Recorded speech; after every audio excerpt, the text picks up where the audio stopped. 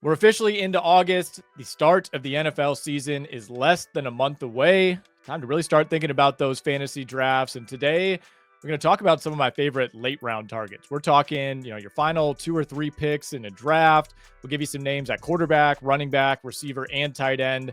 Essentially players I'm taking a flyer on this season late in drafts. All right, so let's begin at the quarterback position. And we got to go to my guy, Michael Penix. He's the QB 22 right now. He's basically free, won't be drafted in plenty of home leagues, plenty of single quarterback leagues. But if I'm the guy waiting until way late to take that second quarterback, or if I'm doubling up on quarterback late in the draft, I absolutely want a piece of Michael Penix. I mean, he's not going to give you anything as a runner. That's the one big drawback, but the arm talent is incredible. He's not afraid to take shots down the field. He's not afraid to generate big plays. We certainly saw that at the end of last season for the Falcons. He's got an elite, at least in my opinion, number 1 receiver in Drake London, some solid secondary options on that team, a great pass catching running back in Bijan Robinson. Allegedly, he's meshing well with Kyle Pitts in training camp. We'll see if we fall for that again. But the bottom line is there's real upside here for Michael Penix in his first full season as a starter. I think he's just scratching the surface of what he can do in the NFL, and I'm just high on this Falcons team overall. The other quarterback I've started to grab late in drafts, Anthony Richardson, of course, of the Indianapolis Colts. Got to mention him, QB 26 right now. He is getting first crack at starting in the preseason. He'll start the preseason opener. Daniel Jones will start the second game. Who knows what that means, but I think it means something that Anthony Richardson is at least getting the first shot at it. And look, to me, the Colts owe it to themselves. They owe it to Anthony Richardson to figure out if he's the guy. Will he be the guy? I have no idea. This season could go in any direction for him. It could go in any direction for Indianapolis, but there is a huge level of investment for this organization in Richardson. I think it'd be foolish to not at least see that through. I don't think we've seen enough of him to officially close the book. So chances are we'll probably see both Richardson and Daniel Jones at times this season. You're obviously not taking Anthony Richardson to be your QB1 in any fantasy draft, but we have to recognize the upside here. Look, I'm in on Justin Fields because of the rushing. The same thing applies to Anthony Richardson. Last year was not a great year for him. He was banged up. He was inconsistent. He still put up 4 games with at least 20 fantasy points. He had 3 weeks in which he was a top 10 quarterback, including 2 weeks where he finished within the top 5 at his position. You're just not going to find that level of upside at quarterback anywhere else with the final pick or second to last pick in your draft. So I think there's some upside here that we have to recognize. There is plenty of downside, but again, late in the draft, you're throwing a flyer on a second quarterback. You can go pick up Matthew Stafford or Sam Darnold or Geno Smith off the waiver wire if it's a total catastrophe. But what if things break right for Anthony Richardson? What if he does start the season on a tear and all of a sudden he is the permanent starter in Indianapolis? It's at least within the realm of possibility. Before we move on, highly encourage you to check out all the tools over at RotoWire.com. We got custom rankings, cheat sheets, sleepers, bust, everything you need to dominate your fantasy football leagues this season. We got a new app. We got a new draft planner tool, an awesome, really slick new custom mock draft tool. You can input all of your league's custom settings, set your draft plan, the rankings, the mock draft will automatically adjust for you. Check it all out over at rotowire.com. Just use the promo code YouTube15. You can see it right there on your screen.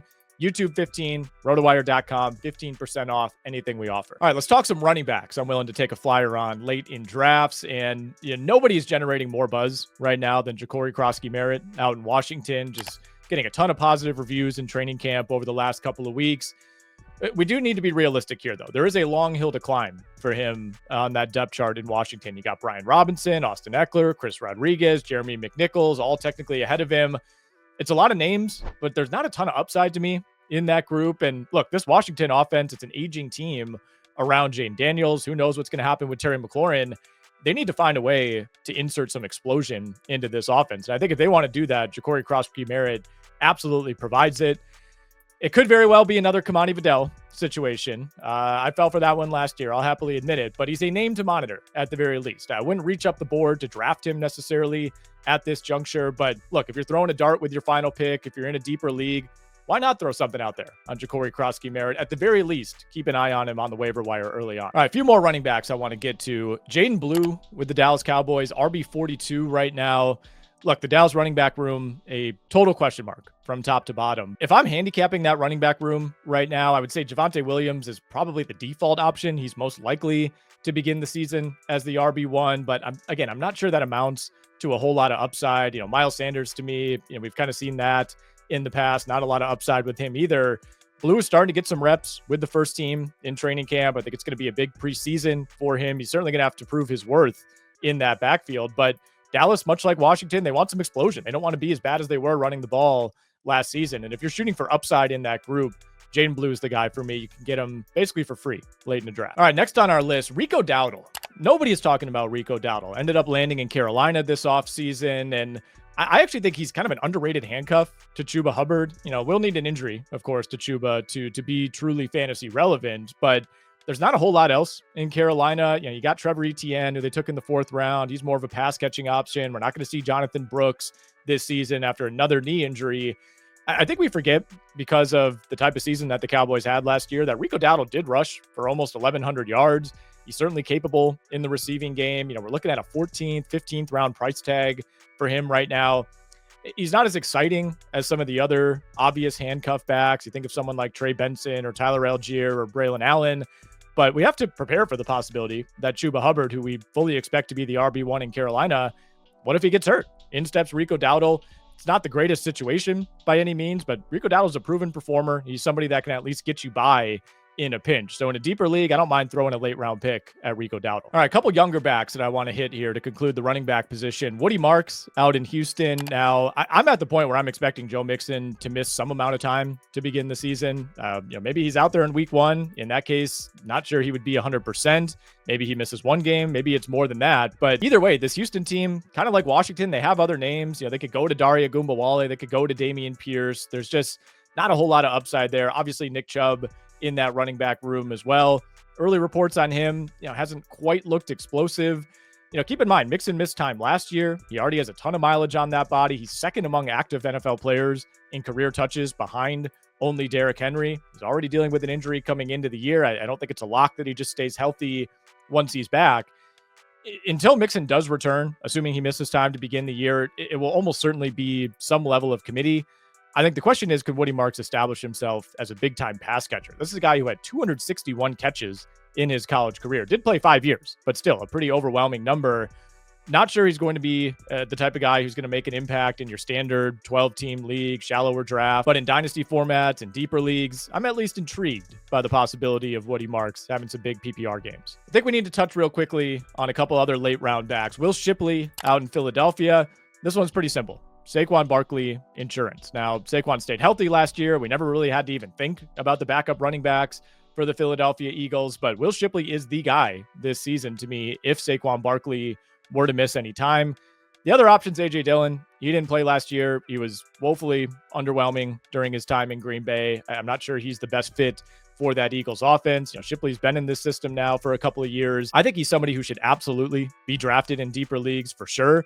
I mean, the Jags' third running back right now, Bashal Tutin, is going 50 picks ahead of Will Shipley. If you look at the ADP over at the NFFC, the idea of Saquon Barkley going down, which he has an injury history, again, stayed healthy last year, but crazy high workload. We'll see how that impacts him this year.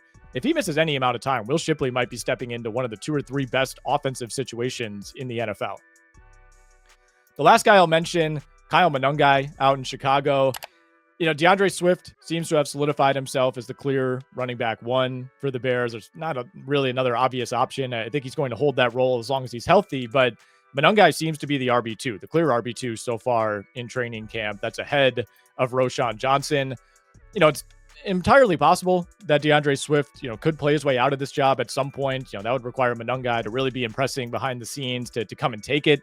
I don't know if that necessarily happens, but again, we're looking at a potential handcuff situation. Bears offense should be better under Ben Johnson. So keep Kyle Monangai in mind in your deeper leagues. All right, some later round wide receivers I'm willing to take a flyer on. Rashad Bateman out in Baltimore, coming off of the best season of his career. He was rewarded with an extension this offseason. Now, I will say I would expect some level of touchdown regression for Rashad Bateman, who easily had the best year of his career, but I think he's still going at a reasonable price, considering he is the wide receiver 2 in what should be a really, really good, really high-scoring offense. Baltimore does have 2 quality tight ends. They have an elite running back, obviously a running quarterback in Lamar who can cash things in the red zone. But wide receiver 59 overall feels a little bit low for a guy coming off of a wide receiver 40 season. I think Bateman could take a slight step back and still beat that ADP. I'll readily admit there's not a sky-high ceiling for Rashad Bateman, but if you're looking for a relatively safe floor when we're talking about the wide receiver 55 to 65 range, I think Bateman makes sense there. Pop Douglas in New England. 13th, 14th round price tag right now. Wide receiver 65 over at the NFFC. Look, if the New England Patriots are going to be as good as a lot of people think they will this year, someone other than Stephon Diggs is going to have to step up. Will Stephon Diggs even stay healthy for a full season? We'll find out. Reports out of Patriots camp have been incredibly positive on Pop Douglas. He's been more consistent. He seems locked in as their primary slot receiver. You're shooting for upside oftentimes at this point in the draft. Could be a top 2 target for Drake May and what could be a much, much better offense this year. I'm starting to buy the hype on Pop Douglas. Another guy who's getting a ton of steam right now out in Las Vegas, Dante Thornton, rookie wide receiver 80 right now if you're looking at ADP. So he's going undrafted in most leagues, but he's been earning a ton of praise. Positive reviews at Raiders camp from Pete Carroll, Geno Smith, Max Crosby, you name it. We're talking 6'4", 6'5", blazing speed. The route running has reportedly been really impressive relative to his college profile. He's listed as a starting receiver on the Raiders' initial depth chart opposite Jacoby Myers. Still a long way to go, of course, before we actually lock that in. But again, if you're in a deep league, if you're shooting for upside here, I don't mind taking a flyer on Dante Thornton. I think a lot of people are still stuck in this belief that, it's the Raiders. They're not going to be a good offense. They're probably not going to be a great offense, but they should be better than they were last season with Geno Smith. A couple tight ends to consider late in drafts. Brenton Strange of the Jacksonville Jaguars. Now, had a couple notable games last year, 5 for 59 against Green Bay, 11 for 73 against the Jets, 4 for 60 in the finale against Indianapolis. A lot of that did come with Mac Jones. That's somewhat of a concern. Has to rebuild that chemistry with Trevor Lawrence, but you look at some of the underlying numbers for Trevor Lawrence, a 24.5% tight end target rate. That's the 4th highest among quarterbacks who've played the last 3 NFL seasons. Keep in mind, Evan Ingram, of course, had a monster year in that offense 2 years ago. I'm not saying he's an Evan Ingram level talent. We need to be realistic here, but I like Strange as a go-to option if I'm waiting to grab a second tight end. One more name we'll run through here, Jatavian Sanders, tight end for the Carolina Panthers. We're really digging deep, but Sanders was a 4th rounder in 2024, had some opportunities last year. Now, Tommy Tremble is kind of considered the tight end 1 in Carolina, but he was injured last year. He's still injured. That means Sanders is getting a ton of reps in camp, building that chemistry with Bryce Young. He's dropped 15 pounds this offseason. He's come back more athletic, more explosive. Reports out of Carolina, this is not just me guessing, are that he could really take over that primary tight end spot and end up as maybe, Bryce Young's 3rd target in that offense. You don't even have to draft Jatavian Sanders right now. I'm not saying to pop him with pick 120. But I think there's some real upside here, especially compared to some of those veteran tight ends who are still going ahead of him. Give me Jatavian Sanders. Give me a flyer on him over Juwan Johnson, Dalton Schultz, players like that. If the Panthers offense could pick up where it left off last season, finally build on some of that momentum, I think we could be talking about Jatavian Sanders in a much different light by the time we get to midseason.